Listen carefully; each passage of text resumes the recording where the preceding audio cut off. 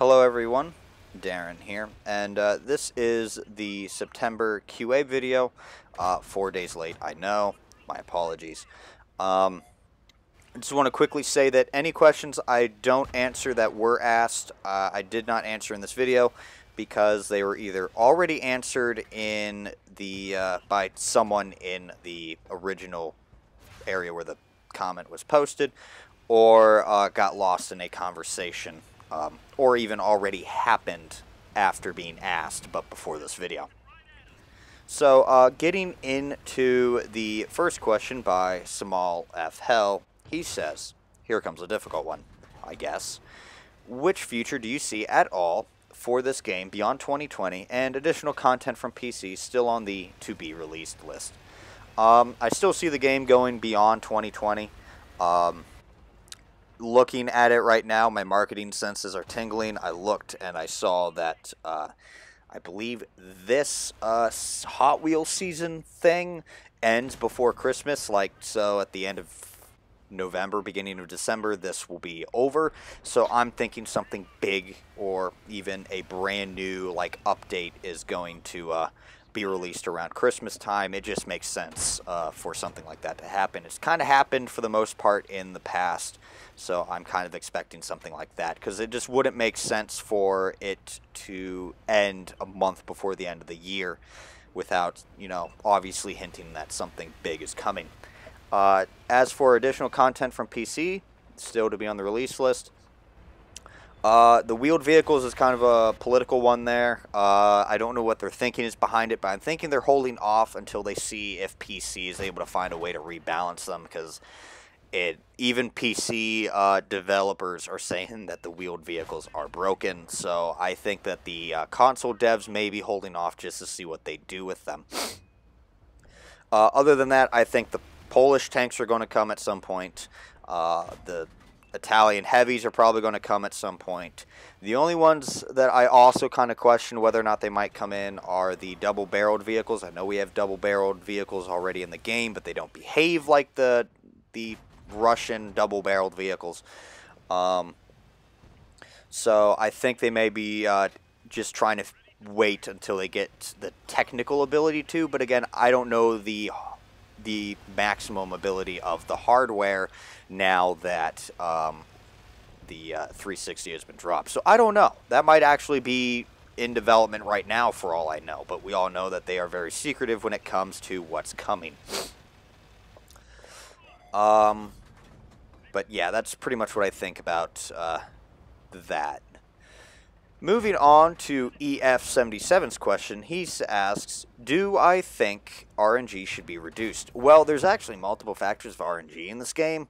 There's the pen RNG, there's the actual dispersion RNG, there's probably other factors of RNG that I don't even know or can't think of off the top of my head at this moment. But the pen RNG I didn't really even know was a thing or even noticed until they decided to start testing it. So it didn't really bother me that much. Whereas the dispersion RNG I definitely do think should be reduced. I mean, it makes sense for the RNG to be kind of high for some derp guns. I mean, that kind of made it fun with those derp guns. Granted, I don't have fun with derp guns. We all know that. I always thought, part of the fun was making those wild, unbelievable shots and magically one-shotting a tank from halfway across the map with, again, such an unbelievable shot that shouldn't have happened, with the memes of Stalin guiding your shot in the KV2, yada, yada, yada. So I kind of makes sense because that's kind of part of the fun, I would think. But, when you get guns like the famed British 105mm L7, that was one of the most accurate and reliable guns in history for armored fighting vehicles. I mean, it's like, why do I have .36 here? Why is it bad? why am I unable to hit something I should be hitting reliably all the time?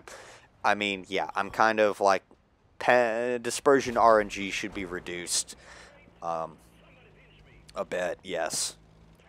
But all the other factors, I don't really know. I don't have much information or know-how on them, or I don't really even care because I didn't bother me at all. Hopefully I answered that question, though. Moving on to a couple questions from Yezdi. We can see them. I will be omitting the Wargaming and the new season one because that's already been answered, aka Hot Wheels. And I will be lumping the first two questions together. And yeah. So Yezdi asks, do I have any inside information about new tech trees being introduced in the game? And what are my thoughts about the new tanks coming to PC? Will they eventually reach console? So, first of all, as a CC, I have signed an NDA, so any information that I do know, I'm not allowed to share.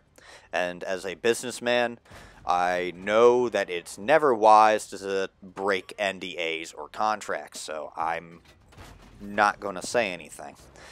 But to be fair, and I believe Chopper Mir answered this question in his little video about CC stuff a while back, is that we kind of know when you guys know, and even then there are people, you know, giving leaks of information that we didn't even know, and are like asking ourselves, how the heck did they get this information, you know? If we're lucky, we may get information a day ahead, but oftentimes that was just the patch notes, and it seems now that the community manager, Minto, has now been pretty much releasing those a day ahead for the public, so that kind of just puts everyone on the same page now. So really, we aren't getting any information ahead of time.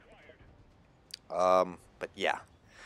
The tanks coming to the game, though, the tech trees, I think that the Polish mediums look promising, although I don't really like the whole speed boost idea. Like for console, we're already pretty fast-paced, I think, compared to PC, and I don't really like the idea of having more fast-paced things, because we know the matchmaking will be broken the first couple weeks that those tanks are released.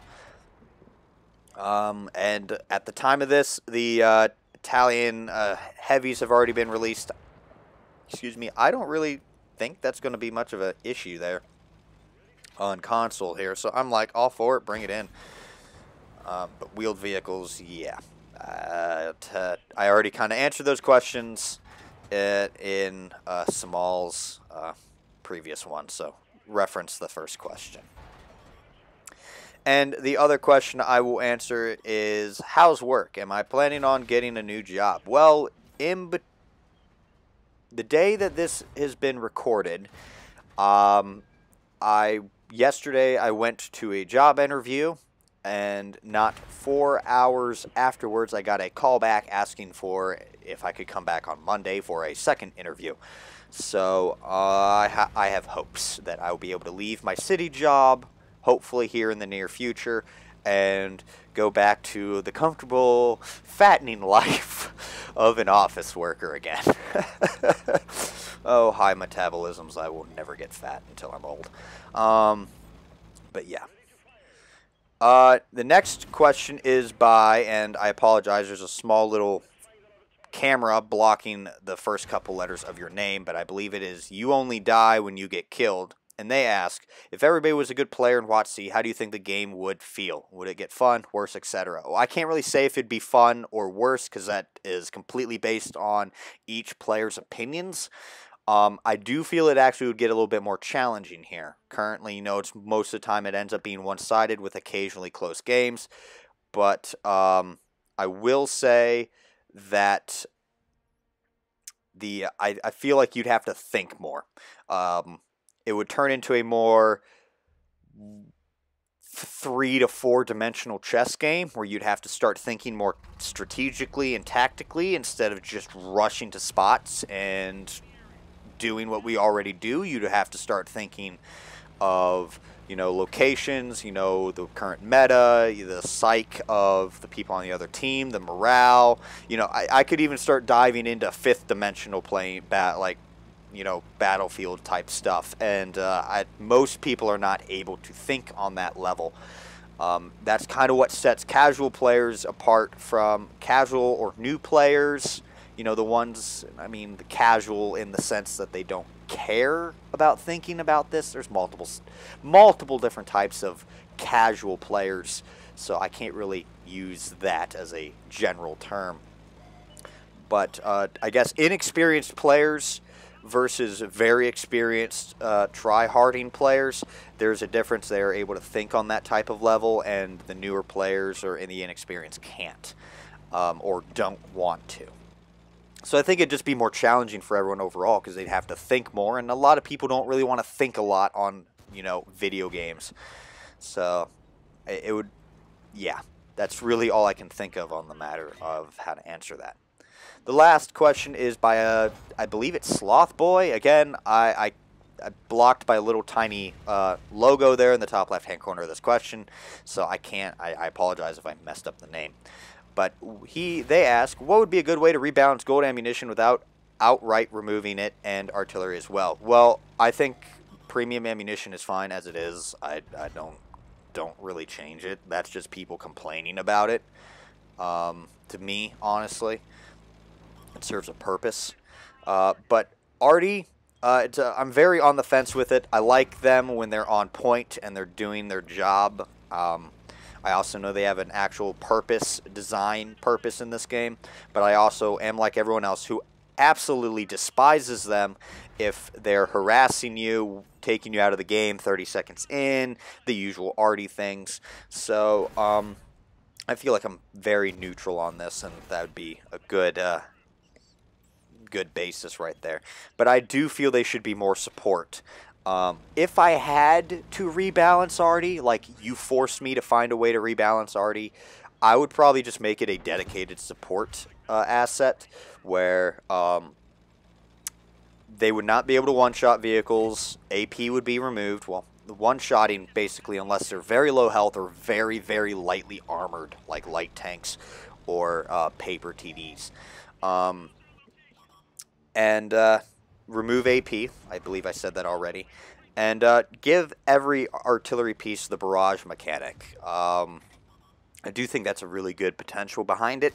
And then also the ability of more support ammunition, like spotting shells. If they were able to add smoke, I'd be like, add smoke in there. Cluster things, but that could probably just be like another form of premium HE.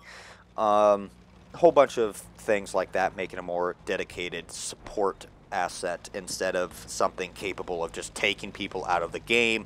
And I think a couple times I've mentioned something about the fair play policy, but that's very technical and probably something for a completely different video. But overall, that answers all the questions for the month of September. October's QA has already been posted, so in the community section, so feel free to go ask any questions at all. Literally ask any questions at all. I don't really care about if it's part of the game or real life stuff. I don't really care at this point. I mean, I just enjoy doing these and interacting with you guys. But feel free to ask in there, and I'm going to leave the rest of this video up to finish out the replay. And yeah, I look forward to seeing everyone's questions for October. But until next time, this has been Darren of WotC Academy. May RNG be in your favor this month, and I'll see you next time. Peace.